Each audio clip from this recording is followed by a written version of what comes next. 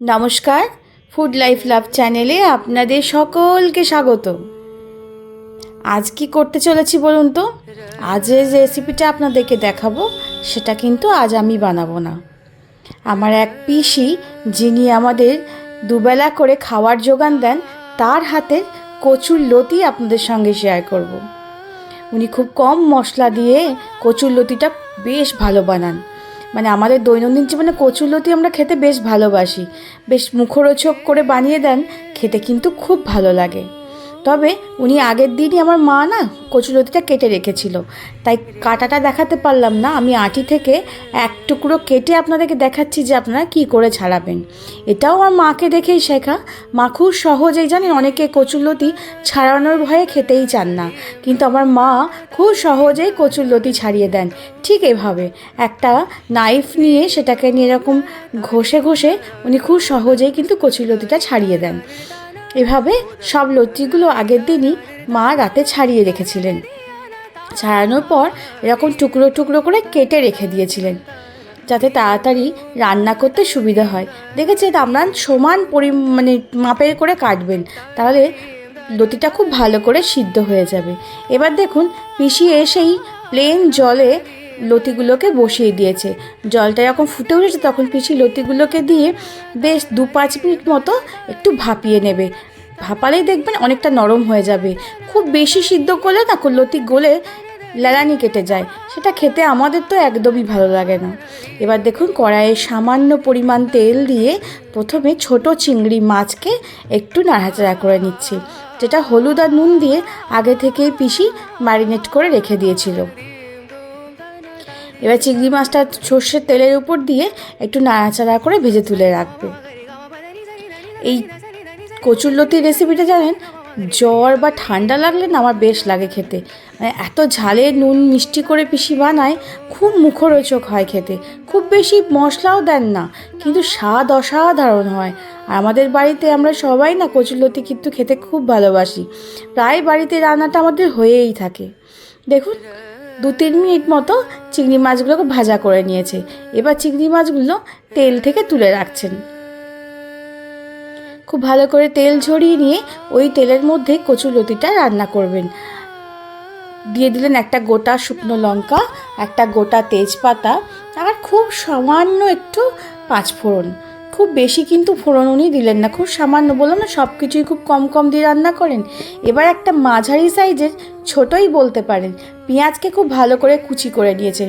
সেটাকে তেলের মধ্যে দিয়ে খুব ভালো করে ভাজা করে নিচ্ছেন। ওই ধরুন 3-4 মিনিট নাড়তে থাকলে দেবেন খুব ভালো করে ভাজা হয়ে যাবে। মানে হাই ফ্লেম করে ভেজে নেবেন। ব্যাস, পেঁয়াজ ভাজা হয়ে গেছে। দেখুন, রঙটাও চেঞ্জ হতে কিন্তু শুরু করে দিয়েছে। এবার এর মধ্যে উনি দিয়ে দিলেন ছোটো চামচের 1/2 চামচ রসুন বাটা, 1/2 চামচ আদা বাটা, আর কাঁচা লঙ্কা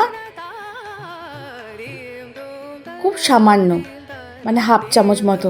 তবে আমি যেটা ভুল বললাম, 1/2 চামচ দিয়েছিলেন উনি আদা বাটা, আর 1 চামচ দিয়েছিলেন রসুন বাটা।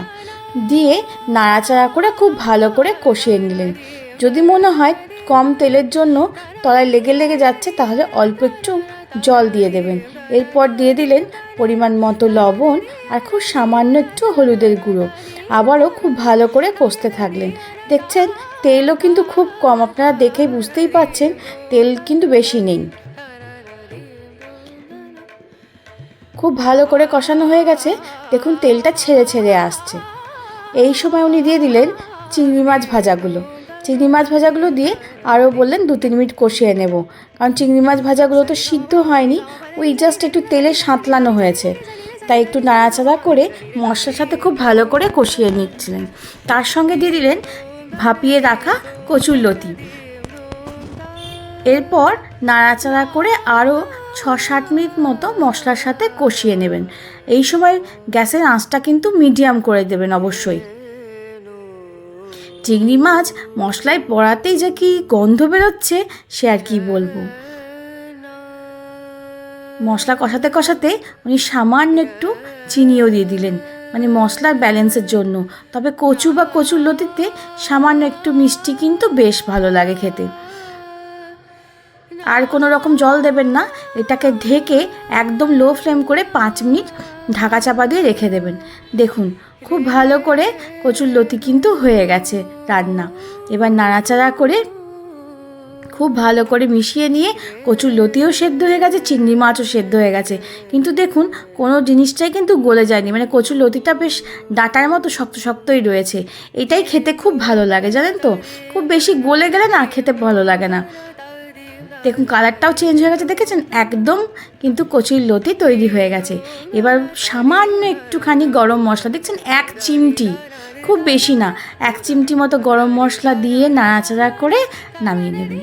এরকম করে বানিয়ে আপনার গরম গরম ভাতে অবশ্যই কিন্তু একবার খেয়ে দেবেন। আমি কথা দিচ্ছি আপনাদের খুব পছন্দ হবে। আমারও খুব ভালো লাগে খেতে, আপনাদেরও কিন্তু খেতে বেশ লাগবে। একেবারে ভাত নিয়ে তো তৈরি। পিসিকে বললাম, পিসি তুমি কড়াই থেকেই আমাকে তুলে দাও, আর কিছু লাগবে না জানেন। এই লতি চিংড়ি মাছের তরকারি দিয়েই আমার পুরো ভাতটাই খাওয়া হয়ে যাবে। ভিডিওটা কেমন লাগলো অবশ্যই কিন্তু বলবেন। ভিডিওটা ভালো লাগলে একটা লাইক করে দেবেন। সবাই খুব ভালো থাকবেন, সুস্থ থাকবেন আর সকলকে ভালো রাখবেন।